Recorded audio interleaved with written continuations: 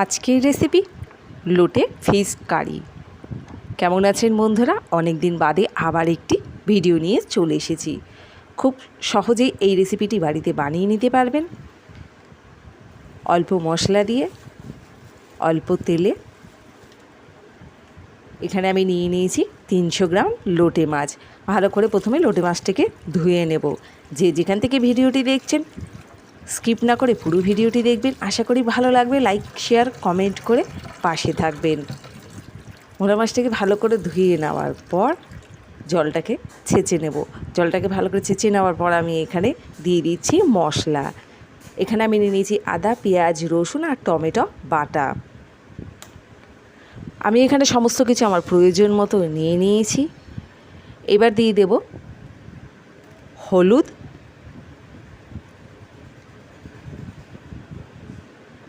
আর দিয়ে দেবো লঙ্কার গুঁড়ো, আর দিয়ে দেব লবণ।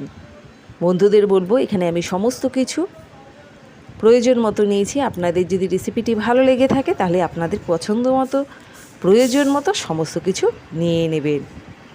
আর এভাবে একবার লোটে মাছের কারি রান্না করে দেখবেন, অসাধারণ খেতে লাগে।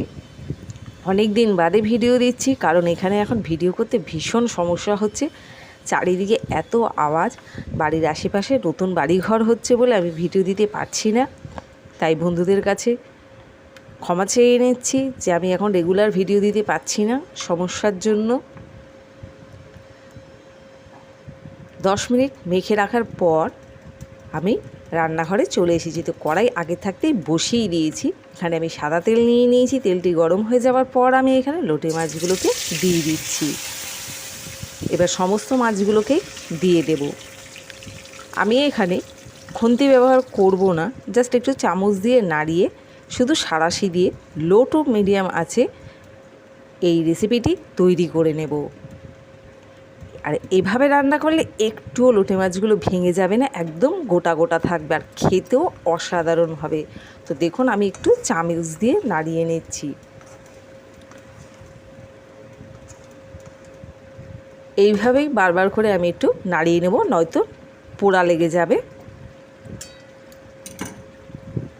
লো টু মিডিয়াম আছে প্রায় 5 থেকে 7 মিনিট এটা এইভাবে নাড়িয়ে নিয়ে করে নিলেই হবে। তো চলুন এবার আমি এটা প্লেটে নামিয়ে নিচ্ছি। কেমন লাগলো আজকের এই লোটে মাছের কারি অবশ্যই জানাবেন। খেতে তো দুর্দান্ত হয়েছে, কালারটাও দেখতে পাচ্ছেন।